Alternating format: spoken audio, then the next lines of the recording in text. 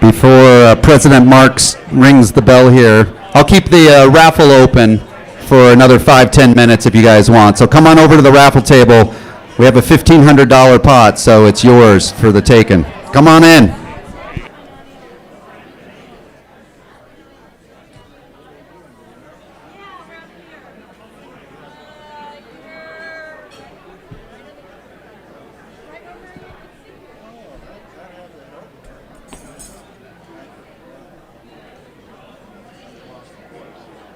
Thank you. By the way, is that appropriate? Fletcher, is that appropriate? Yeah. Oh, you did?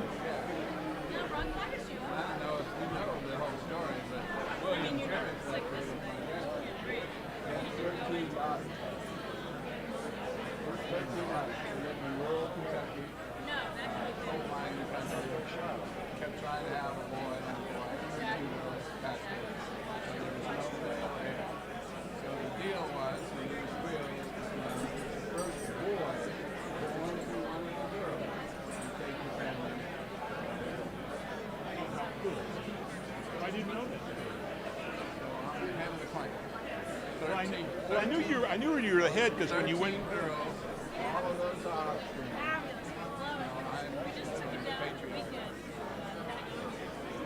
Okay, well it's 12:02. I guess we're going to get started.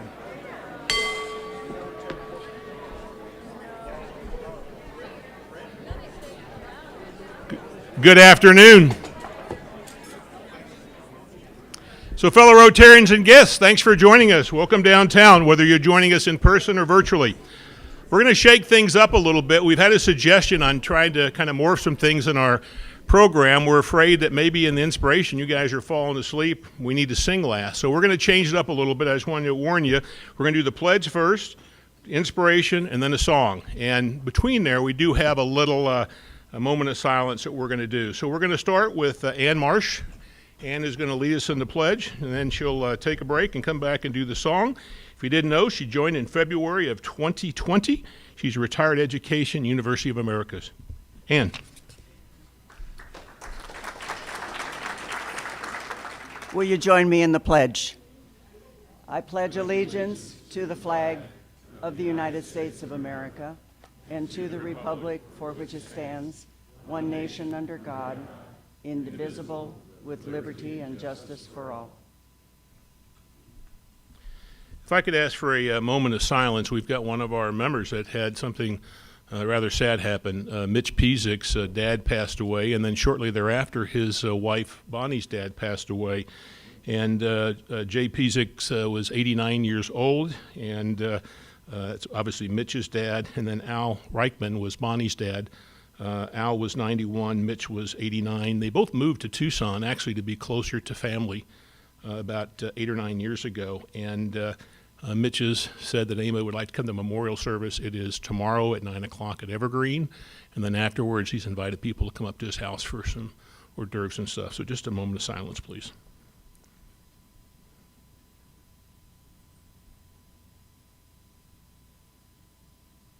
Thank you.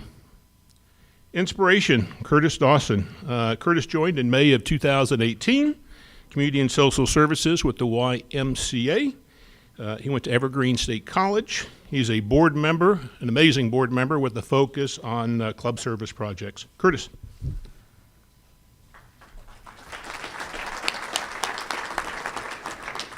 That was very thoughtful of all of you. I appreciate that. So this is my 5th summer in Tucson, definitely the wettest summer since I've been here. When I first moved here, multiple people told me that if I came here when I interviewed for my job 5 or 10 years earlier, that I probably wouldn't have taken the job. They said that downtown was a ghost town, that there was nothing happening, and it's, I can't picture that because I don't see that at all downtown. We have a vibrant downtown community. We have incredible restaurants, incredible entertainment, we have housing, and it makes me ask, how did all this happen? There were people, specifically one that's up here today, who was not content with mediocrity, who decided to get engaged and do something.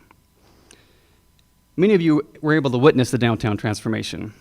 I know we all get to enjoy the results of what's been happening downtown over the last 5-6 years. It reminds me of a quote by Margaret Mead. Never doubt that a small group of committed citizens can change the world. Indeed, it's the only thing that ever has. My encouragement, my challenge to all of us as Rotarians is to lean into our club, our work, be fully engaged together so that we can change the world of so many in our community. And thank you, Fletcher, for being willing to dream crazy dreams and to put your time, your talent, and your treasure into making it happen. Tucson is blessed to have you. Thank you all. We'll ask Ann to come back and lead us. She may want to do a solo. Ann, is this a solo, or is everybody allowed to sing along? And we're doing Yeah, what are we doing? America the Beautiful. I'm sorry. Thank you. Thank you.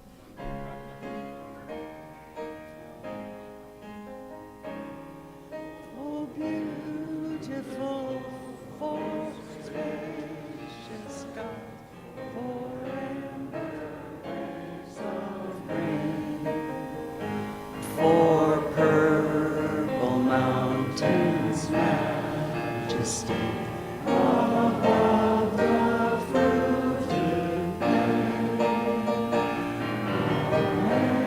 America, America, God shed His grace on me, and crowned my good with brotherhood from sea to shining sea.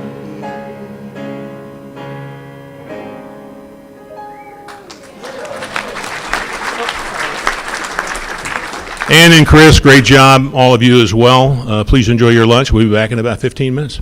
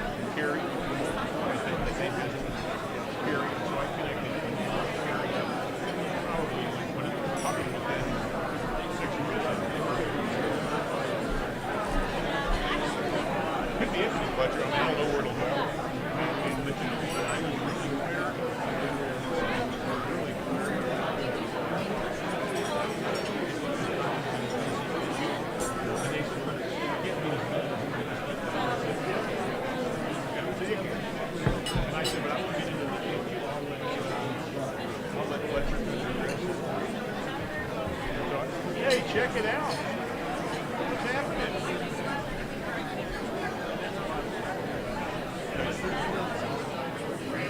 Yeah, but we weren't sure what your deal was, so they're scattered around somewhere. But you can find them, go see them. Let me see where Buzz and Andy are. I mean, they're here. Yeah, he can hear you.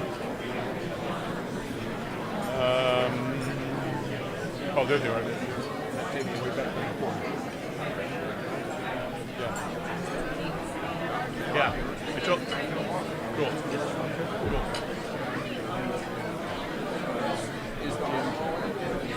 That was a blast. That was a blast. So you're going to feel. I'll never know why. I do.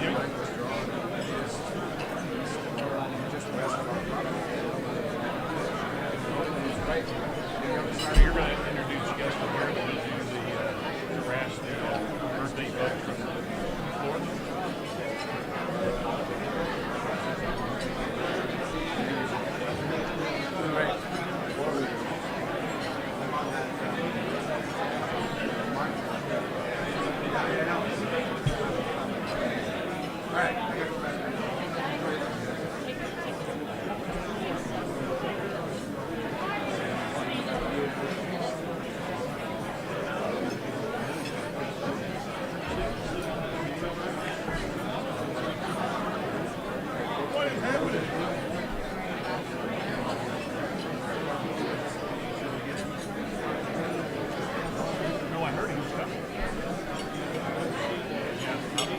I'll call some attention to it.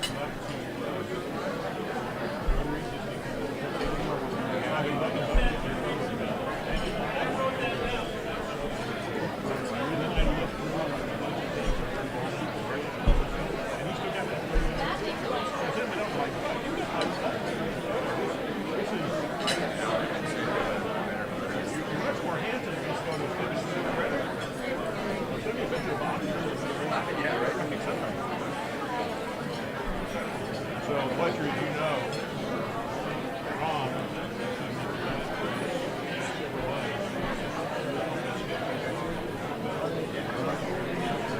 what for Rob, that would never have happened. He's another one of those guys.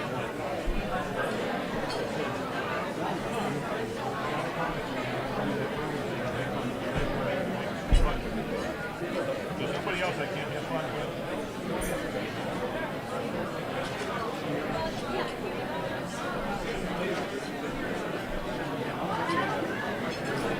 Glad you guys are here. You both just paid attention to that.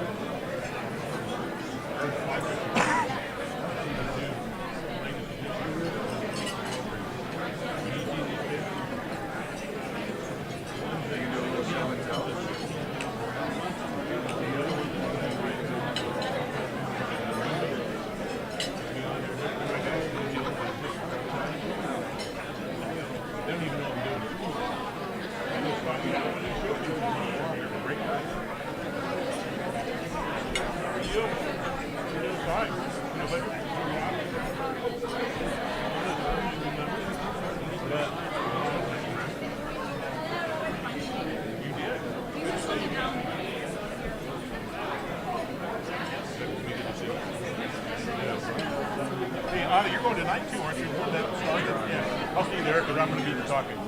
Yeah. They're making a comment. No.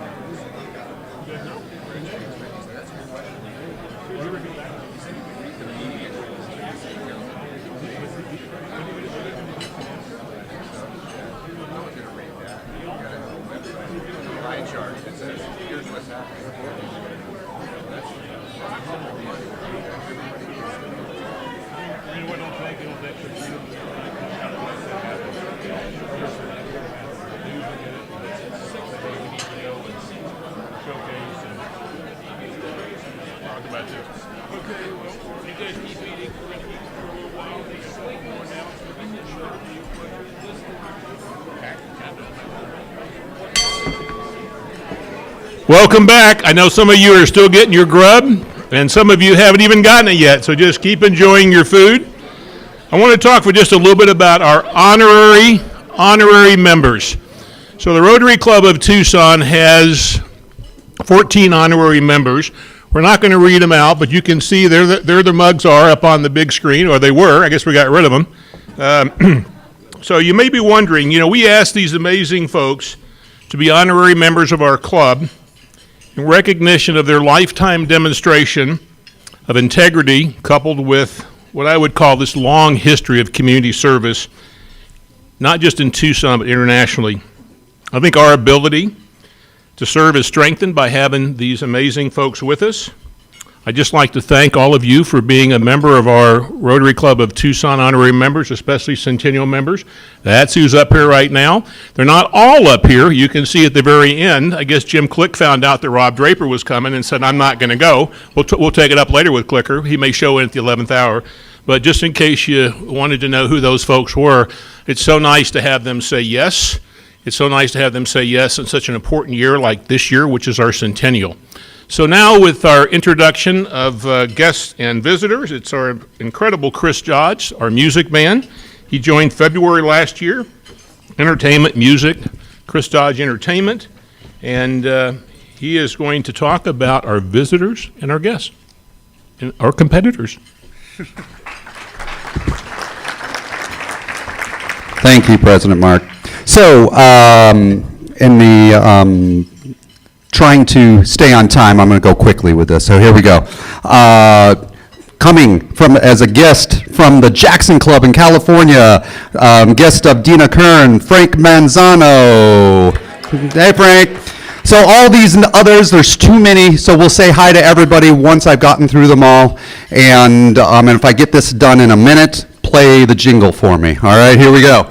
From the Visit Tucson, Dan Gibson, Grammy Hughes, Mary Rittman, Ronnie Thomas, Pamela Traficante, guest of Mike Anderson or Mika Cole, Susan Anderson, Mark Anderson, guest of Marcy Euler is Phil Burdick. Say hi to the people at your table by all means. Guest of Leah Peterson is Daisha Burns. There's more. Guest of Monty Clausen, Joni Clausen. Guest of Margaret Higgins, Jude Cook. Guest of Wes Wiggins, Sandra Johnson, Raymond Smith. Guest of Nicole Lombardo, Kathleen McNobe. You can kill me later. Sorry, Kathleen. Guest of Tom Campbell, Reverend Melissa Reinders. Guest of Chuck Sawyer is Kathy Sawyer. Hi, Kathy. Guest of Faye Morris is Eric Smith. Guest of Charlotte Harris is Deanna Surridge. Guest of Larry Adamson is Mike Kaiserman. Guest of Gary Franks is Dina Marie Kern. Guest of Alan Rogers is Bo Hughes. And Mark's guests are... Oh, I went over a minute. Gosh darn it. Mark Irvin, our Monica Lane guest, and also Janine Irvin, who competes for Mark's attention and wins. And another competitor of Mark Irvin's is Ann Lewis and Buzz Isaacson. And Mark said about them, it's just lovely to have such nice competitors in the business.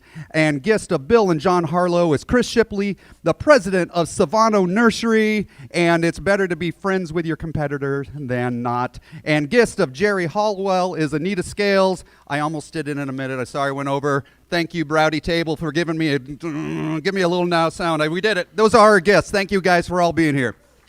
That's a lot. That is a lot. So today is Bring Your Competitor to Work Day, Rotary Day, whatever you want to call day. And although I promised Buzz Isaacson and Annie I wouldn't say anything, my quote about them was, we should all be so lucky to have such an amazing competitor. Welcome, guys. I'll get in trouble for that, I know, Buzz, but that's okay. So today's program is sponsored by our friends at Visit Tucson. And Brent Durad is a new member of our club. He joined in June. His classification is Community and Social Services. He's with Visit Tucson. He's their CEO. He's sponsoring today's program. Britt, please take 5 minutes and let us know what's going on with Visit Tucson. By the way, Visit Tucson is a great supporter of pretty much everything in this community. We're really lucky to have them.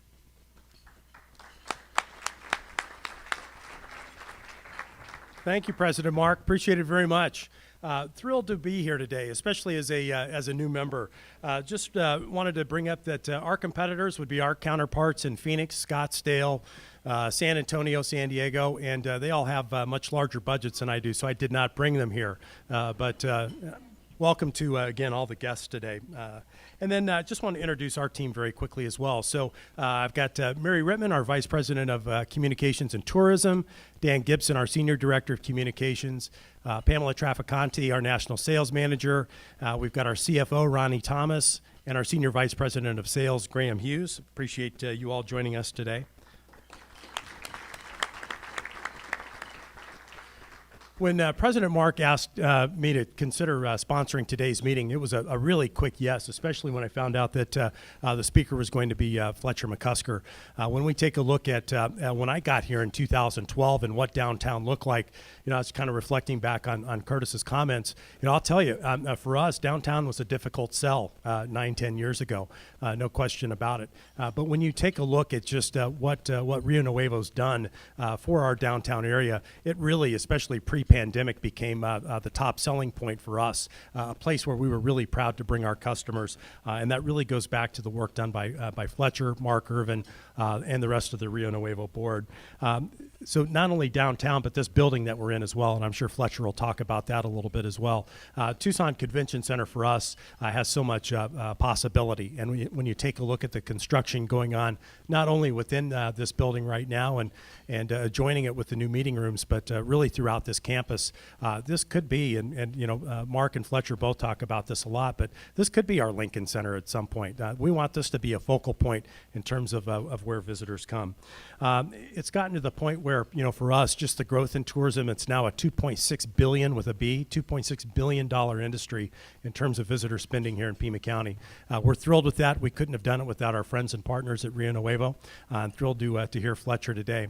Curtis also mentioned just briefly the monsoon, and that's something that for us, just in terms of educating our visitors about what a monsoon is. A couple of years ago when Mayor Rothschild was still the mayor, we put together kind of a fun little 1-minute video on what a monsoon is, just to educate our visitors about that. So I'm going to leave you with that. Thanks again for the opportunity to be here today, and again, looking forward to hearing you, Fletcher. Thanks. Brett, thank you. Was that a good example of be brief, be bright, be gone? Oh my God, that was excellent. By the way, it's so great to see all. I get a chance to work with a lot of these folks down here, and it's just a super group. So we've got a quick video introduction on Fletcher that's done by our buddies at Film Creations, Rick Rose, and also Matt Russell as our talking head. I want to say just really quickly before they introduce Fletcher and go through that video, I'm pretty lucky to have a situation. The video not working? Oh, we forgot Brent's video? Okay, forget what I was saying. We're going to see Brent's video. Sorry about that. Brent, we're going to see your video. Ooh, that's a good one. Oh, monsoon. It's a spiritual thing here in the desert. Monsoon is the gift that the Creator gives us at the end of the summer. With lightning and rain and wind. Monsoon is the best season in Tucson. It's an easy argument for why we live in Tucson and why we stay here through the summers.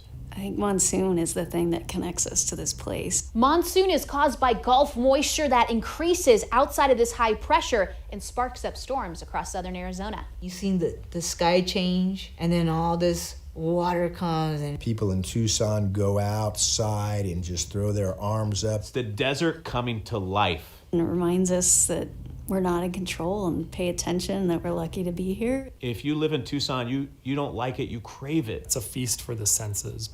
We call it wine time in our house.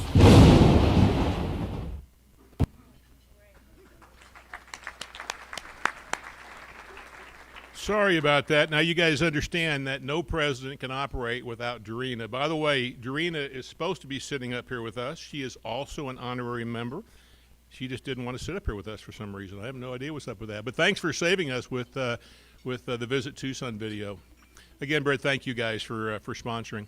So our keynote is Fletcher McKusker. I think if you don't know Fletcher, you're asleep at the wheel. I would tell you probably one of the things that I enjoy and what's kept me involved at Rio Nuevo is Fletcher and the rest of the board. Without further ado, let's hear this video on Fletcher, and then we'll hear about Fletcher.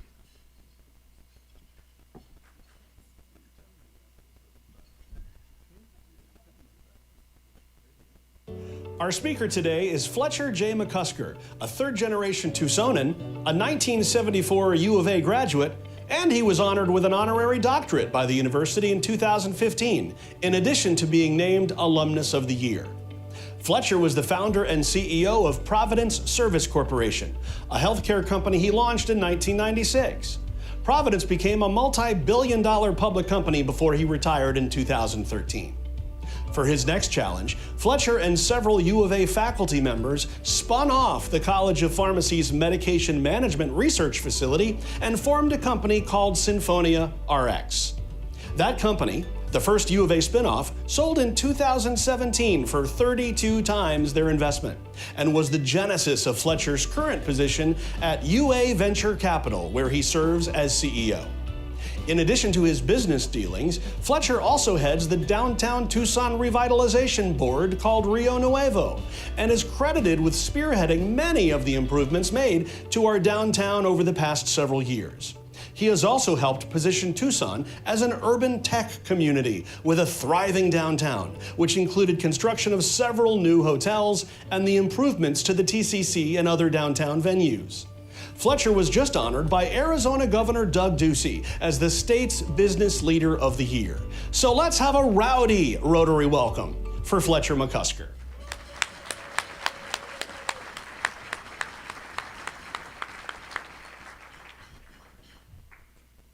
Thank you. Is Mark here? He's not here. I need him to just travel around with me. I could use that going into a lot of places. Thank you for sharing mine and my family's passion about downtown. For those of you that don't know my story, my grandfather moved here in 1929. He was assigned here by the WPA, and he laid downtown sidewalks. He got $1 a day. If you walk around downtown the university, you can still see the stamp, WPA 1930. That was my grandfather. I got to steal a piece of that sidewalk at Providence. You heard Mark talk about that. We took a whole block of downtown, moved our company's headquarters to it in 2010, about the time they were demolishing the Santa Rita Hotel immediately east of us. So one evening, we went over and stole some of the sidewalk that had my grandfather's stamp on it. That's now the desk when you go into that building's lobby. Of course, Providence was based there for years.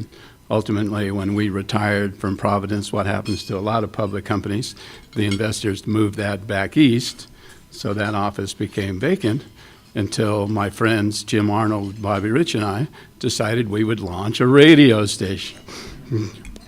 Of all the things I've done in Tucson, more people stop to talk to me about the Drive, 101.7 FM, than probably anything else I've done. That is now located in that building. That's our studio, if anybody wants to come by. And that piece of sidewalk, my grandfather's sidewalk, is still sitting there. So it's been a real labor of love for me. I grew up in Tucson. Like a lot of kids that grow up here, I could not wait to leave. And I got to do that. I traveled a lot. I advanced in my own career in healthcare in Phoenix and Baltimore and Tulsa and Houston. And when we decided to start our own company, my wife and I and my 4-year-old son came back to Tucson. So one of the first things we did was drive through downtown, which I remembered fondly. And as Brent indicated, it was indeed a ghost town. So you're all part of the chemistry now that's going to revitalize our revitalized downtown. Most of what I want to talk to you about today is things that are occurring post-COVID. And of course, the coronavirus really devastated our downtown. And a year ago, I couldn't tell you that Rio Nuevo would in fact survive this.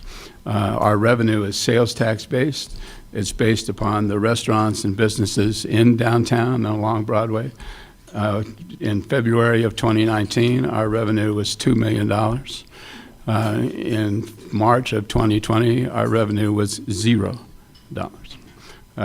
We have to hit the base before we get any share of the sales tax, and we weren't even achieving the base. So that's back. It's back to about $1.5 million a month right now, so it looks like Rio Nuevo is back.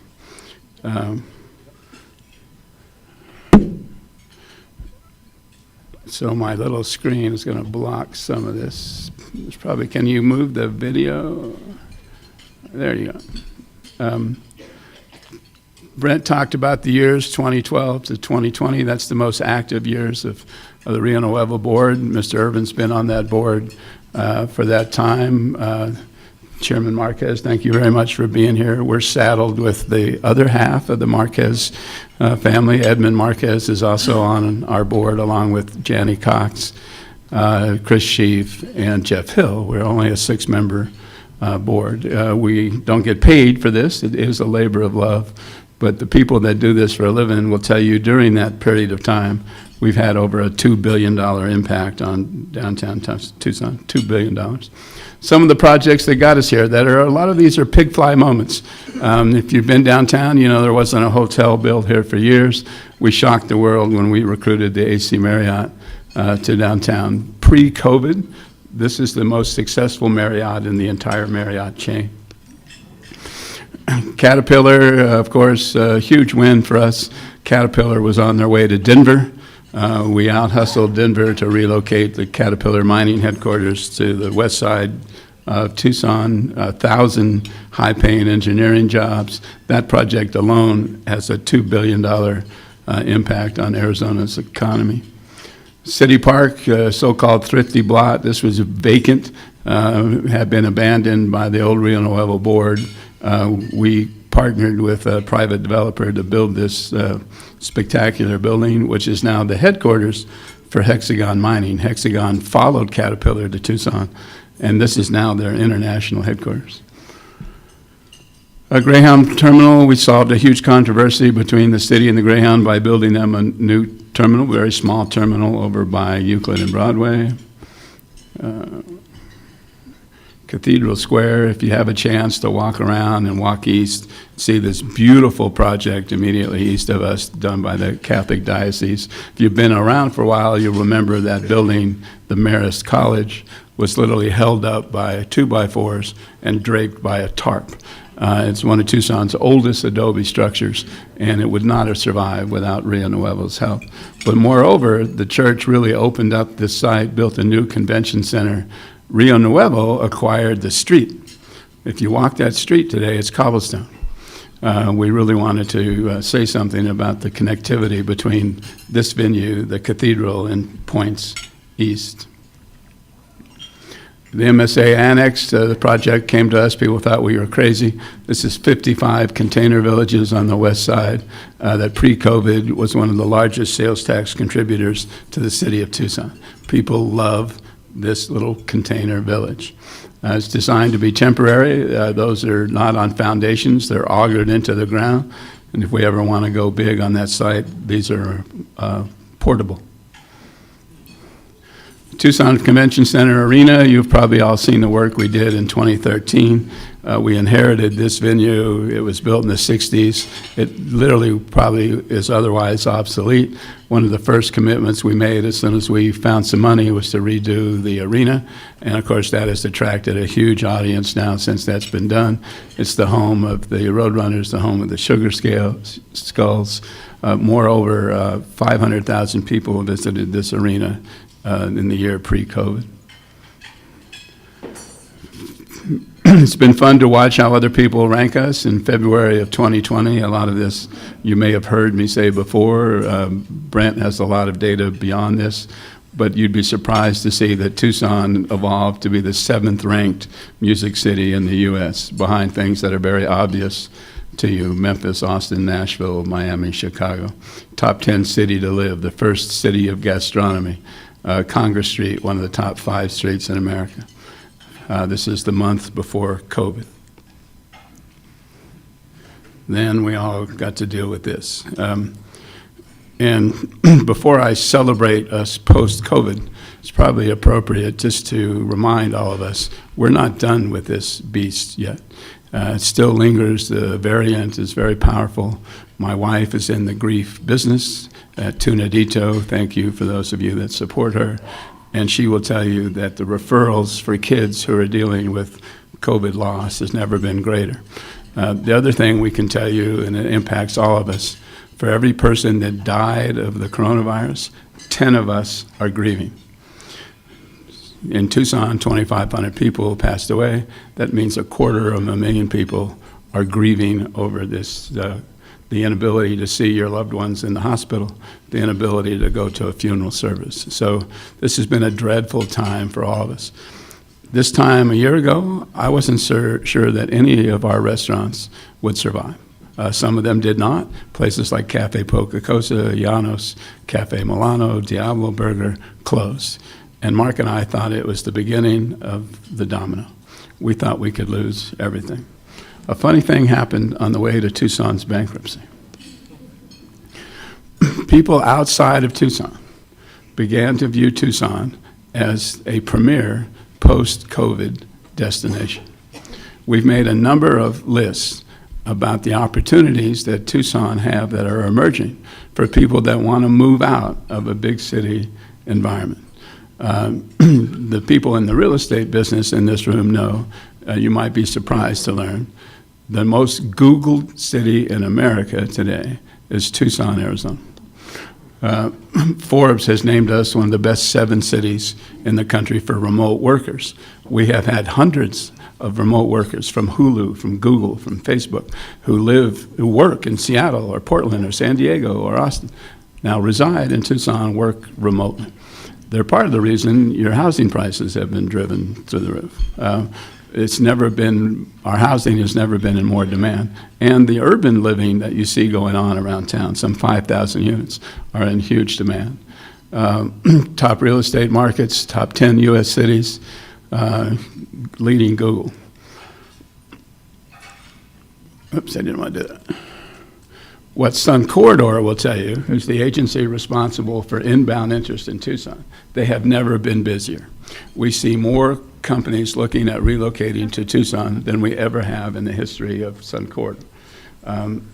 Some of them relocated during the pandemic. We had a Swedish company move entirely to Tucson via Zoom. They actually never set foot in Tucson. But because of the highlights, the geography, the fact that we're dispersed, this kind of hip factor that we're now measuring on, they selected Tucson seriously virtually. We see an unbelievable amount of activity behind them, from corporate relocators, from developers out of town, from people that want to see Tucson lift up. This project is a big piece of that. All of us are going to participate in this boomtown effect that's just now beginning to occur in Tucson.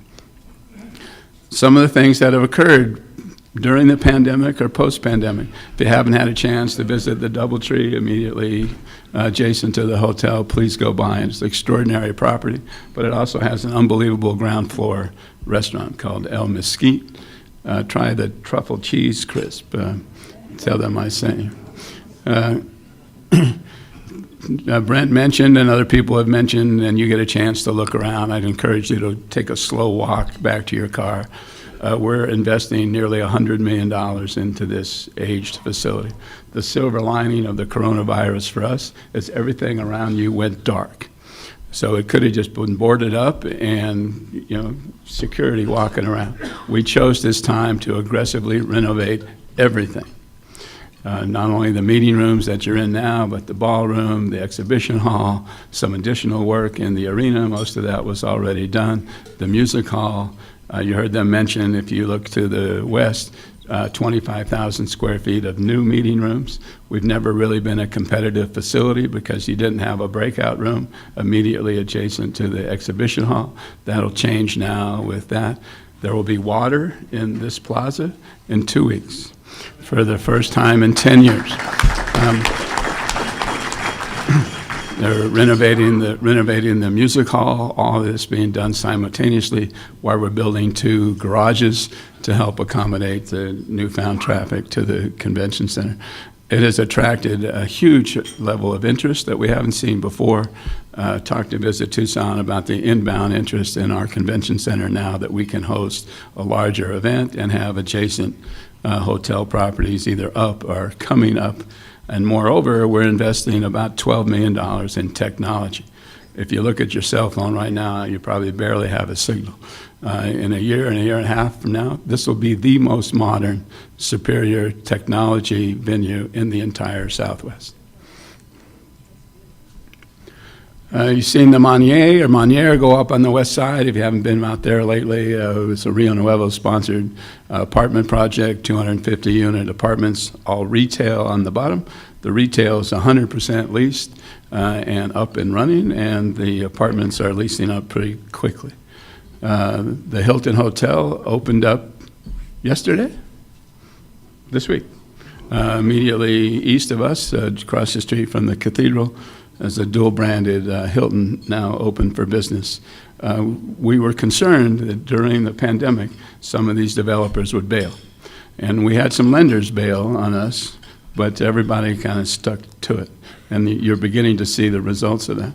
Outdoor dining, the pandemic forced us outdoors, but guess what? We have found that people love eating outside in Tucson, effing Arizona.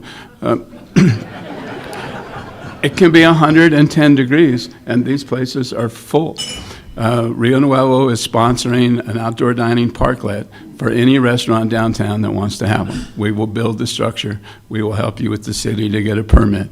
Within the next year, when you drive down Congress and Broadway, every restaurant will have an outdoor patio. Some new places have popped up. Some really great restaurants were lost. But for every restaurant we've lost, there's 2 or 3 that are interested in filling their space.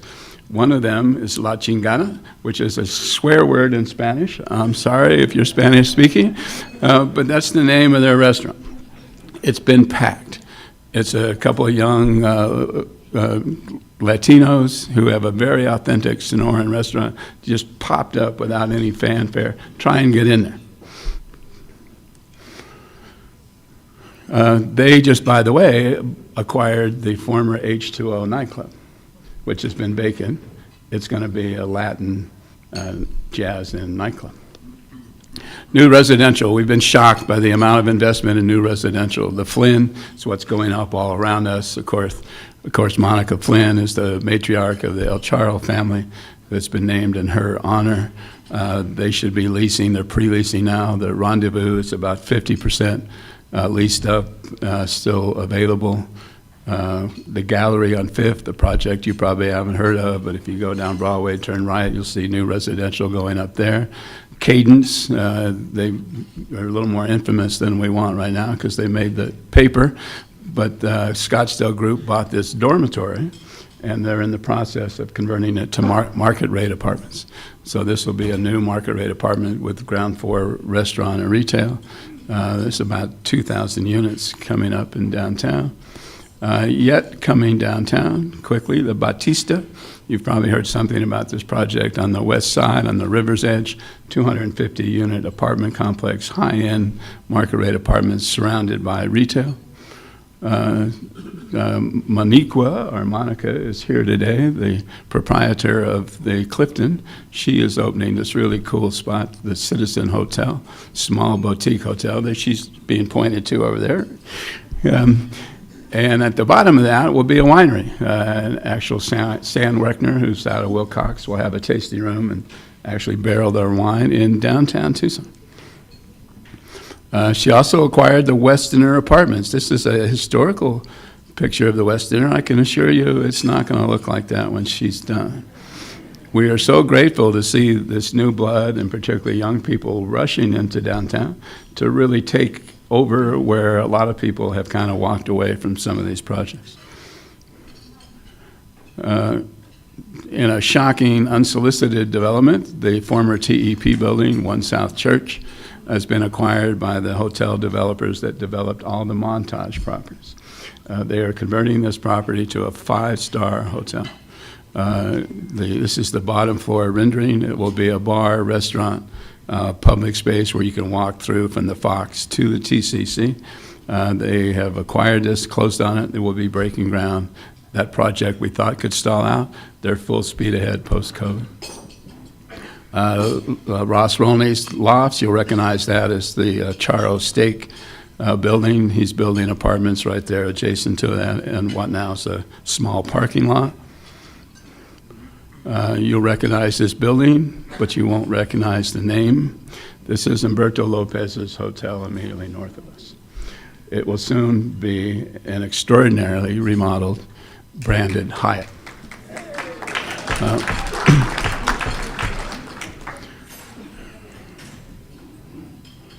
The Delta Restaurant, we are sad to see Janos Downtown Kitchen close. We thought he'd be the first of many. The Parish, a very successful restaurant in town, immediately took this space. They're just a few weeks away from opening. The El Presidio Museum, if you've been over by City Hall, you'll recognize the Museum of Art and a couple of dilapidated buildings there. One of them is in the process of being converted to a new restaurant. Cafe Milano, you may have seen this story in the Star. It's indicative of, I think, how people view Tucson post-pandemic. So Bruno Giraldi ran Giraldi's restaurant in D.C., one of the most popular Italian restaurants in the East Coast. He retired it, but sold it, retired, bought a sailboat, sailed to St. Thomas. St. Thomas wouldn't let him dock because of the coronavirus. So he had to sail back to Miami. Said, okay, I'm done sailing. His family lives in Washington, D.C. They are driving Interstate 10. They had read something about Tucson, decided they would just spend a couple of days here and check it out. One of the things he did is drive by the vacant Cafe Milano, immediately adjacent to the Fox Theater. An Italian restaurant, vacant, for rent. Honey, why not? Let's move to Tucson and reopen our restaurant. That will open here soon.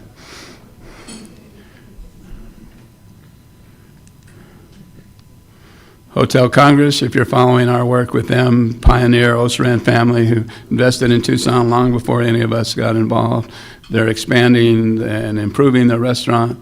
They're expanding the outdoor patio to a permanent stage and permanent seating. One of the fun projects that we've helped fund is they're converting the frontage there, the so-called Copper Room, which is basically a banquet hall for rent, to retail. It will now be a mezcal tasting room. If you've ever tasted mezcal, I don't know why you would, but it's now going to be available at the Hotel Congress.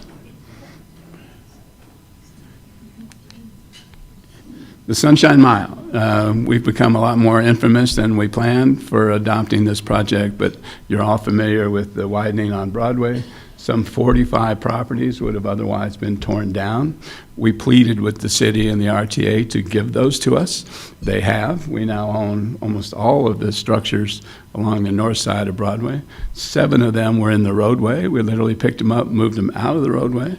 All of that will now be food and beverage. So the entire Broadway corridor, which we see as the gateway to downtown, will become extension of downtown. And I have a surprise for everybody. Come on, baby. Doesn't want to go. This is the parking lot immediately across the street from Hotel Congress. It is Marriott's newest project announced yesterday. This will be the Moxie Hotel, built by Scott Styler, sponsored by Marriott. I probably won't see many of you there because the Moxie is a really hip, millennial-geared hotel. There's no lobby, there's no check-in counter. You check in the bar. While you're having your introductory drink, they take your luggage up to your room, and the Do Not Disturb sign has the not X'd out. Just saying. To have this adjacent to the Hotel Congress, which is kind of a rock and roll hotel in its own right, it's really going to activate that corner. This is another rendering of the ground floor of Congress. So we're thrilled to be here. We're thrilled to be describing this activity to you. We have seen an unbelievable amount of inbound interest. Your relocating here is a huge part of that. We're very grateful. You should know there are a lot of people behind you looking at this venue, from gala events to the mariachi festival to other things that might have relocated someplace else, are really taking a hard look, and a lot of that is because of the leadership you've shown in coming downtown. So I don't know how I'm doing on time, President Urban. That's a hard pill to swallow, isn't it?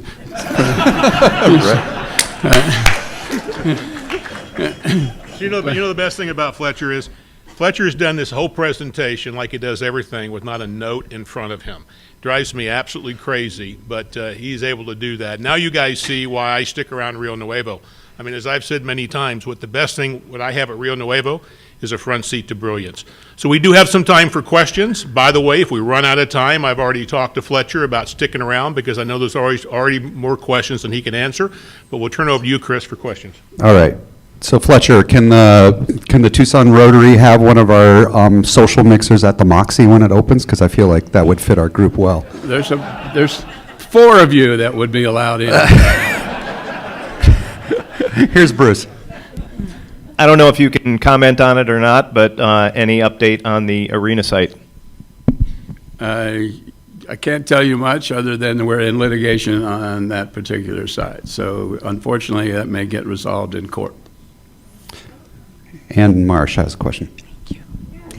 Fletcher, was there ever a consideration to keep a little of the Hispanic, the present architecture is a little divergent from the more Hispanic? We are not designers. We have not designed a single one of these buildings. We are seed money enablers.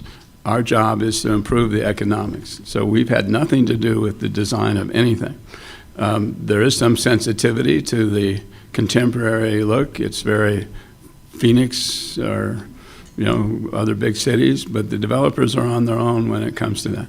There's a huge effort to save our barrios, and they're all adjacent to us now, and I think you're seeing a lot of energy now into the adjacent historical areas, but you'll see a mixture of design. I think most of it's going to be contemporary. Well, are there any more questions for Fletcher for right now? I have a couple over here. Just one real quick. I wanted to say thank you, but also the All Saints Church and school complex there, it's kind of torn apart right now. Do you know what's going on there?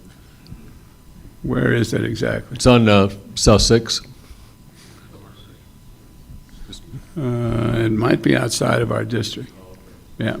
It's probably too south, which is the reason we're not involved. I don't know who drew the Rio Nuevo lines, but they're gerrymandered for sure. And it was designed primarily to swallow up the malls because we get to enjoy their sales tax. So we don't really know who drew the boundaries, but we're stuck with it. Fletcher, thanks for your presentation and everything you're doing for Tucson. With everything going on, would you ever consider moving downtown? I did. I actually had an offer on 2 houses a few years ago. We live in Colonial Solana in a beautiful historic house, so it's hard to step away from that. But we got outbid. And the house that we offered $248,000 for just sold for $1.2 million. And again, the barrios are treasured now by people who are moving in to renovate them. You've probably seen Diane, what's her name's project. She bought a house for $1.2 million and is flipping it for $2.5 in the barrio. So we can't afford to live down. Come on. Fletcher, thank you much. When's downtown Saturday night going to start up and all the stuff that you used to have downtown? Thank you for that. It's been a real struggle for us because if you have a ticketed event, you can control the crowd size. You can put up a fence, you can have 1,000 people, you can be assured they're vaccinated or tested. That's, the Fox is back open. That's kind of how they're running their venue, the Rialto open. You can't do that with a street festival. You can't control the people, who they are, how many they are. So we're probably not going to get a permit to relaunch second Saturday until probably Christmas. And if we're lucky, maybe we get to do something for the holidays. Quick question, Fletcher. I'm right in front of you. Chris. When is the roadway, Broadway, Sunshine Mile going to be completed? February of 22. February 22, ladies and gentlemen. There you go. All right. President Merck. Thank you. Thank you. Thank you, Fletcher. Thank you. So again, now you guys know understand why I stick around. So we've got a really cool book. Fletcher's already signed it. There is a superhero in your book. I don't know who could pick a more appropriate book for somebody like Fletcher. This is going to go into our Make Way for Books library as we continue to support children's literacy. So we got some birthday folks, and let's start off. Where is Sally? Sally here? Did Sally make it? By the way, before Sally, hi Sally. Ernie, it's so good to see you. You are the last person we expect to see here today.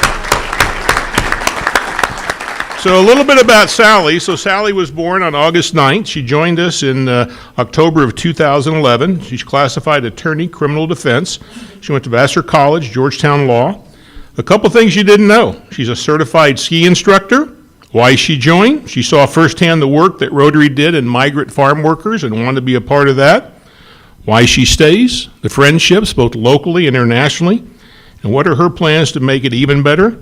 She and Ernie are going to start, they have named the Rotary Club International as their charity of choice. Sally. There you go. Thank you, Mark. You left out that this is my 85th birthday. My mother told me I should never mention any woman's age. And I just wanted to speak about how grateful we are for all the support we have gotten from our friends in Rotary.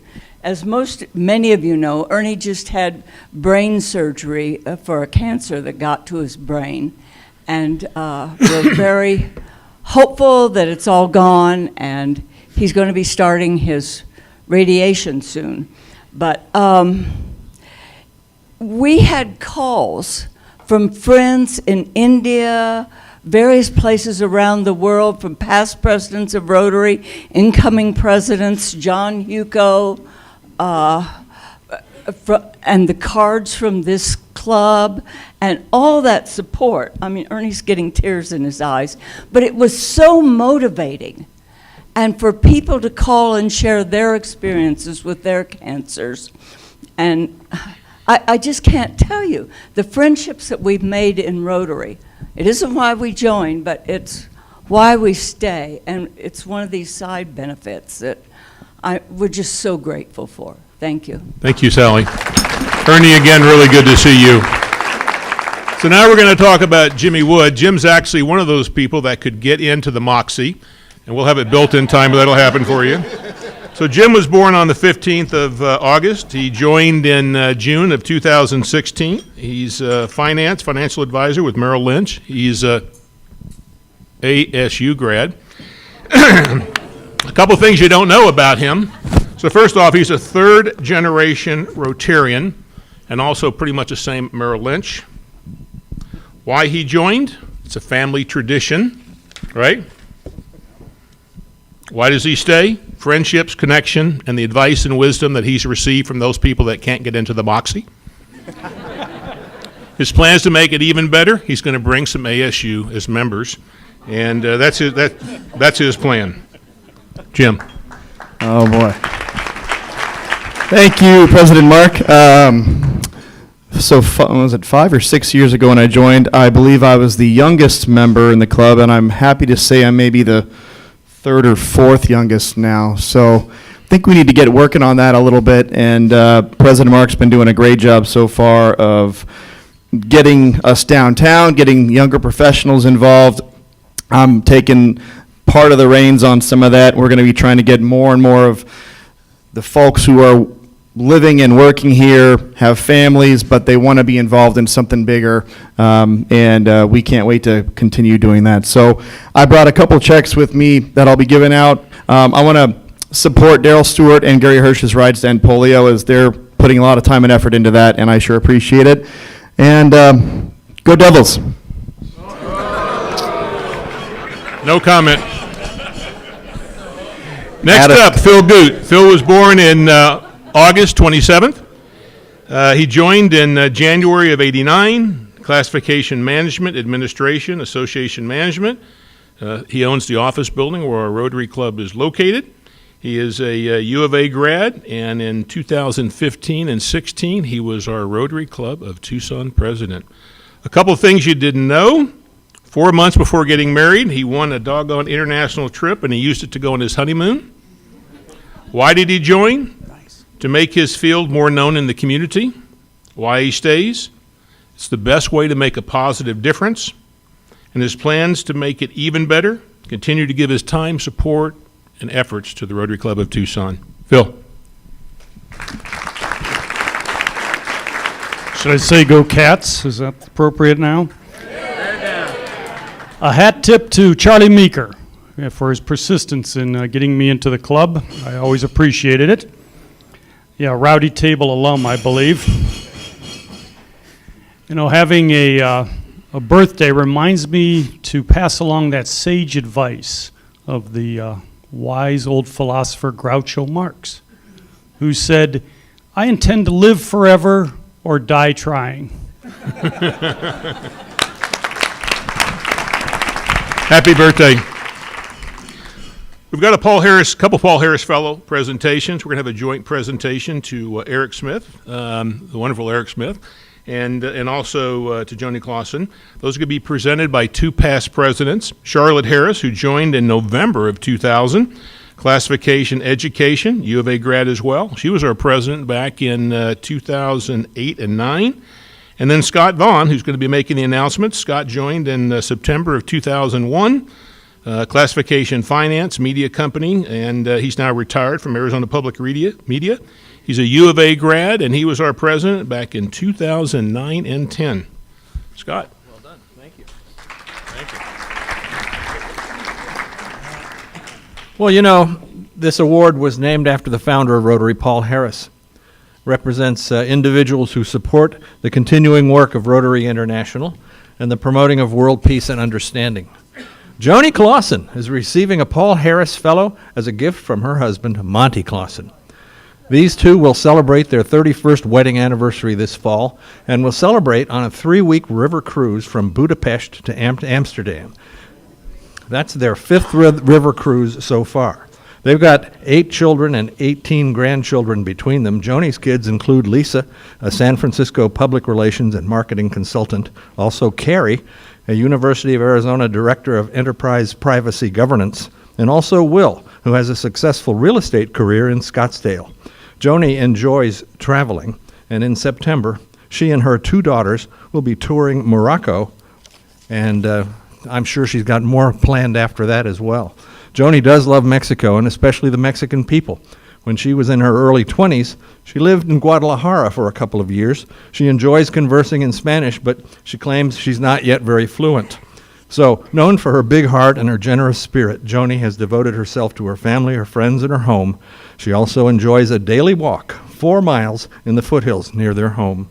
Joni and Monty share a deep Christian faith. The couple feels extremely grateful for how they have been blessed. Congratulations, Joni, on your Paul Harris Fellow.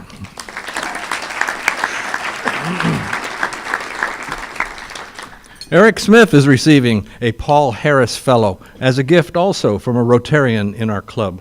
That would be his wife, Faye Morse.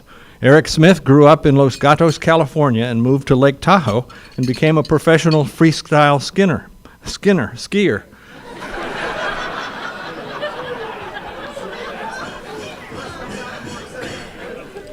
And then in San Diego, he began a 25-year career in the timeshare industry. He worked in Chicago, Denver, Scottsdale, finished his career with a project in Vegas for Goldman Sachs. When he and Faye were married, he moved to Manhattan Beach, and there they found great opportunity, like purchasing the Ivy Day Spa in the LA area. Well, that was 10 years ago. His endeavors have earned him high praise for strategic planning and wellness. He serves on the board of Integrative Touch for Kids, a 501c3 nonprofit here in Tucson. And Eric is said to be a total animal lover, and he's an avid tennis player, surfer, and still on his skis. So, Eric, you would be a welcome member of the Rotary Club of Tucson, even though you and Faye are very excited about your new purchase of a new home in Durango. So we congratulate you, Eric, on your Paul Harris Fellow. And there's more. And there's more. You have these beautiful certificates. I'm going to hand them to you. You're not Joni. Sure. Have you got your pins on? You do. I can see that. Well, finally, in keeping with our tradition of insignificant gifts for which money is not a consideration. Joni. Oh, Joni. We have a water bottle carrier for you and for your 4-mile walks every day. And Eric. Now we have a AAA book all about Colorado, so you can find restaurants and such. Let's hear it for our new Paul Harris Fellows.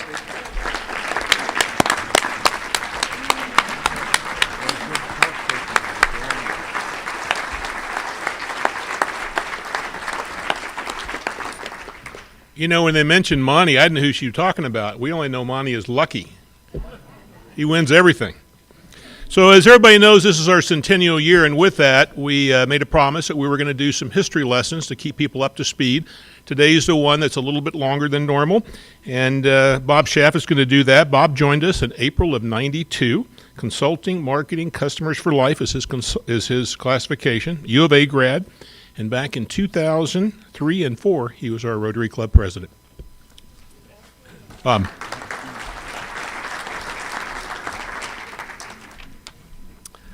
Thank you, Mark. Today, we honor the Rotary family of the Harlows, the family tree of the Harlows, and our member, Bill Harlow, President Bill Harlow. There's something I want to point out about the family tree. Bill Harlow has been a member since 1970, 51 years in our club. He was our club president and has been an outstanding member throughout all 51 years. John M. Harlow was a RCT member from 1947 to 1976, almost 20 years. And John M. Jr., his brother, Bill's brother, was a member of the Catalina Club for 20 years. And John C. Harlow has been a member of our club since 2012, a total of 109 years worth of Rotary membership in the Harlow family. Let's roll the video from Bill Harlow's presidency.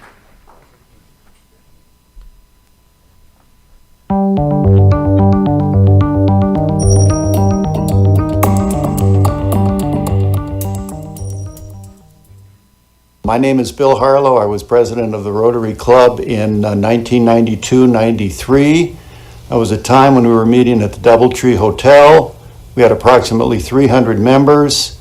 Helen Middleton was still our executive secretary.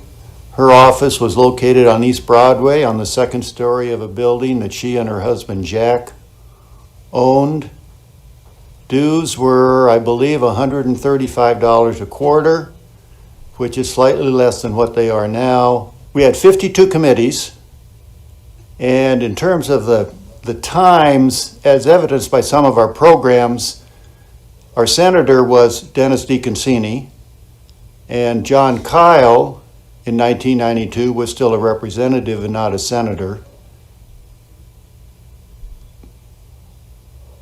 And one of the interesting programs, again, that identifies where we were in 1992, we had a gentleman come and he spoke about how computers were beginning to be used in businesses. And so, obviously, the Rotary office had no computers. Helen had her beautiful ledger where she kept attendance, and she could tell you anything you wanted to know, probably faster than a computer could tell you. So another real highlight for me, I remember before the year started, we always have a historian, and Jim Officer had often been the historian, and when I asked him that year if he would be historian, he looked at me and said, I'll be a historian if you will give me something to do. So I said, Jim, that's great. Here's what we're going to do. I'm going to give you 3 or 4 minutes at every single meeting to present a reminiscence of something that went on in Rotary since the club was formed. And I think his eyes kind of lit up and he said, I will do it.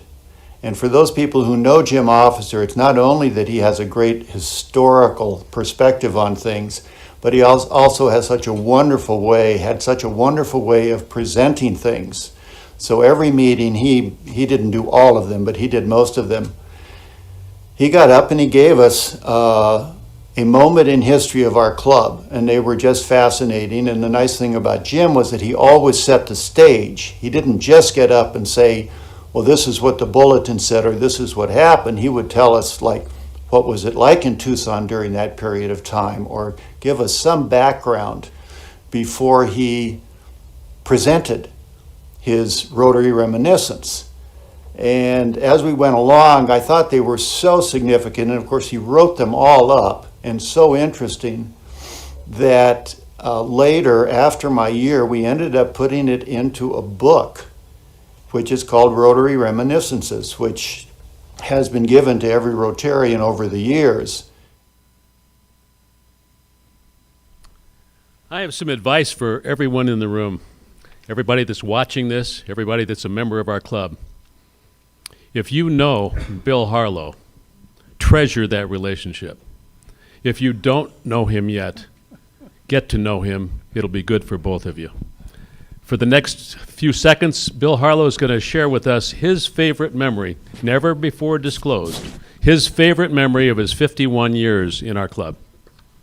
All I want you to know is that I'm really pretty much of an introvert, so your efforts to get to know me and be my best friend may be a little bit hard to do. So I thought about my favorite memory, and I actually came up with 50 of them. But they're not going to take very long, because my favorite memories occur once a year when the president-elect is announced in this club. And it's always a very thrilling moment, because I've experienced being president of this club, and to know that this individual is going to get that opportunity is really wonderful. In the 51 years I've been in the club, I don't think we've ever had a dud as president. Now, Mark's just getting started, so we'll hold judgment on him. But I think one of the wonderful things that keeps Rotary alive and thriving is the fact that we get new leadership every single year, new ideas, and by the time, just about the time you get tired of the person at the podium, they're gone. So those are my 51 favorite memories.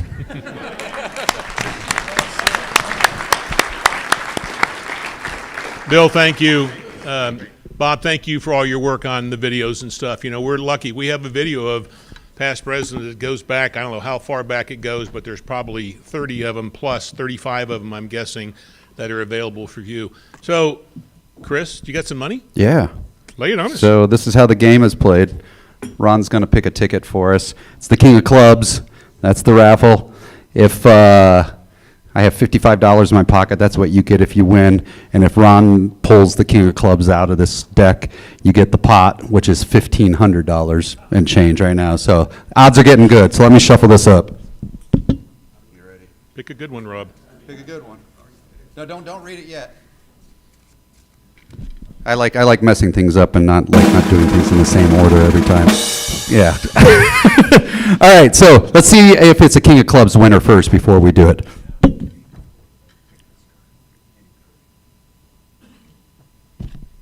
All right, the card has been picked. I won't tell you what it is until I read the number. All right, the winner is 846, 0846. Look at your tickets. It wasn't Scott, you could tell by the throwing of his tickets. Then all the money goes to nobody.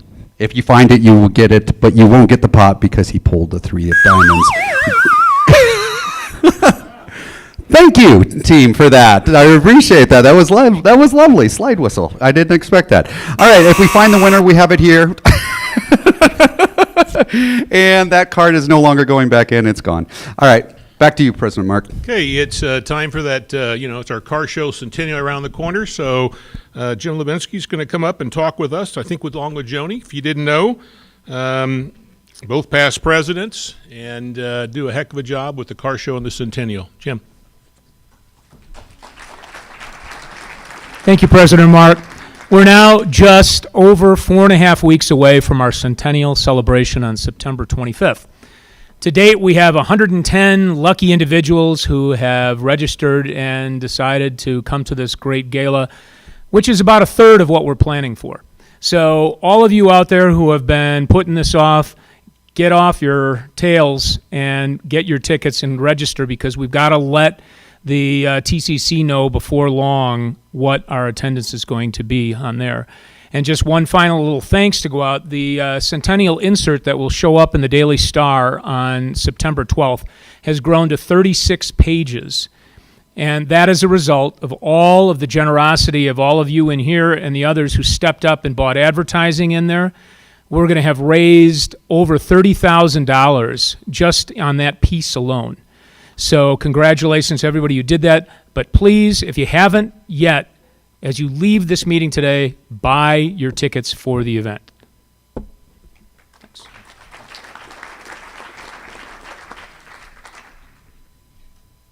Hi, I'm Jeannie Zeta, and I'm here to tell you about the auction that is starting this Friday morning at 8 o'clock. And so I want to be sure that you see the website up there, that you all go there Friday morning and you start looking through, particularly look at the items that you donated and be sure the information is accurate. If you see any mistakes, let me know, because we'd like it to be sure to be accurate as people get it. And the second point I want to make is that in the second page here, that you get yourself registered to bid by clocking in either on the website address or on your phone, the mobile URL address that's up there. You'll see a few things listed that were new that came in this week. We keep getting more things every day. It's wonderful. They get posted as they come in. As far as, I wanted to alert people that registered last year. We had 168 people that registered last year, 70 of them Rotarians. You are in there. So the good news is you don't have to go back, and if it doesn't work with your password, just do the forgot password and get a new password. You'll get back on this year. Let's see, one other quick thing. There's promotional efforts needed to make sure people know about the auction. We need your help to get the word out to friends, and there will be an email coming to you on this Friday with something that you can send off to friends to encourage them to go out there.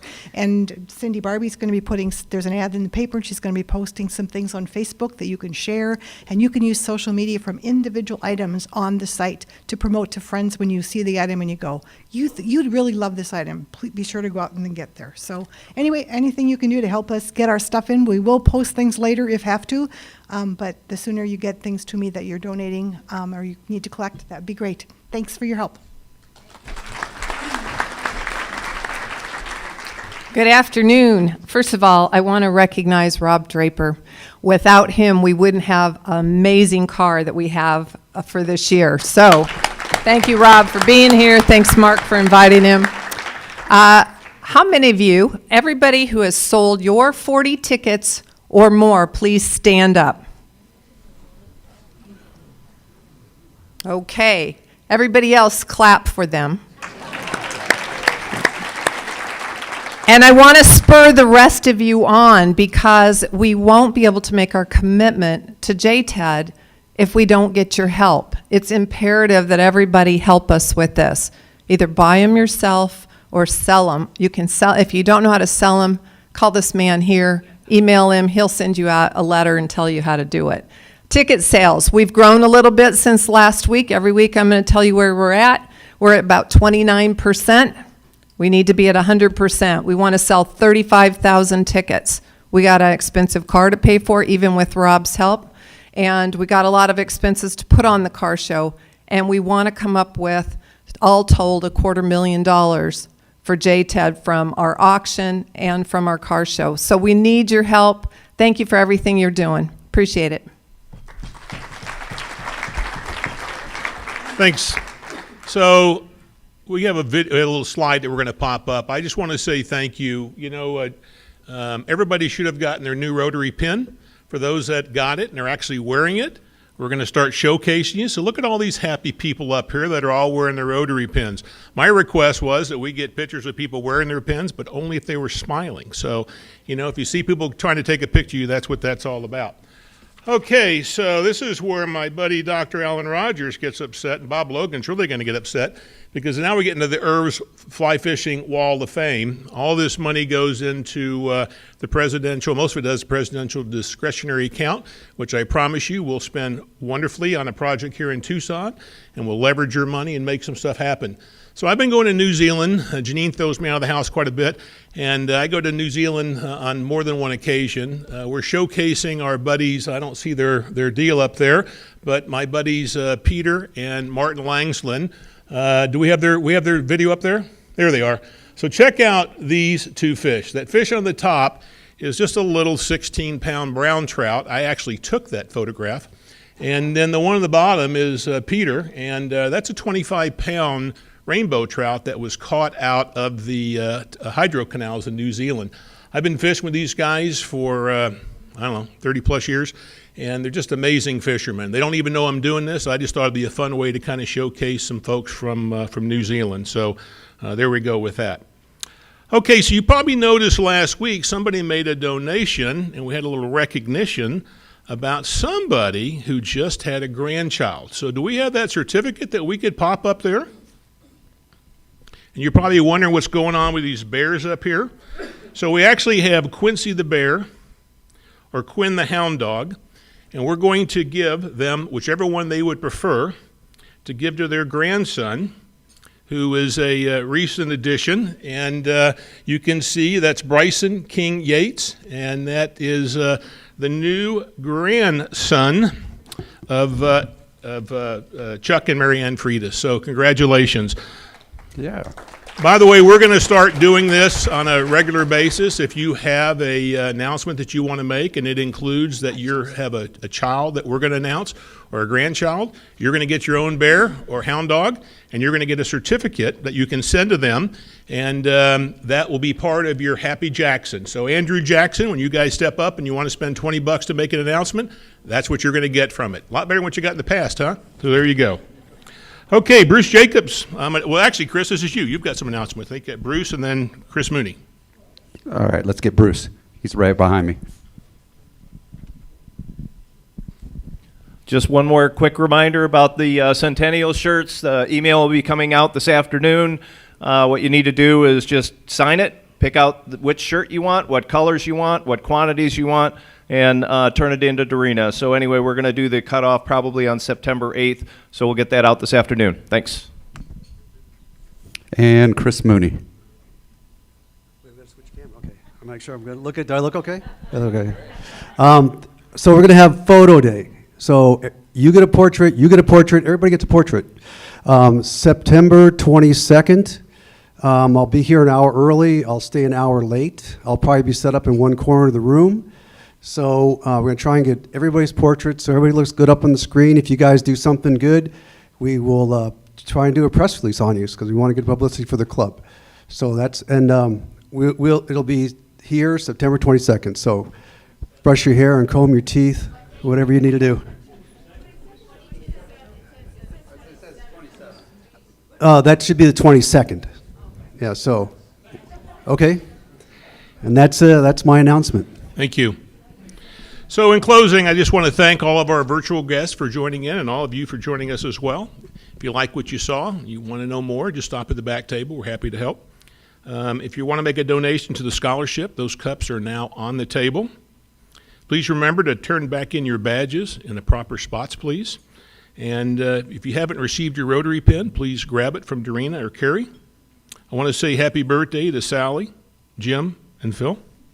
And I also just want to say thanks to our honorary members for joining us. I thought it would just be fun with Fletcher here as an honorary member to have all you folks here as well.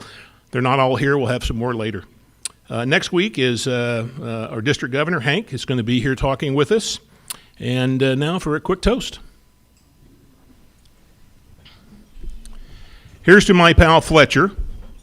We appreciate your leadership and vision at Rio Nuevo, among so many other things. We're lucky to have you, and what you've done downtown is amazing. I'm honored to be your wingman. Hear, hear. We are adjourned at 1:29.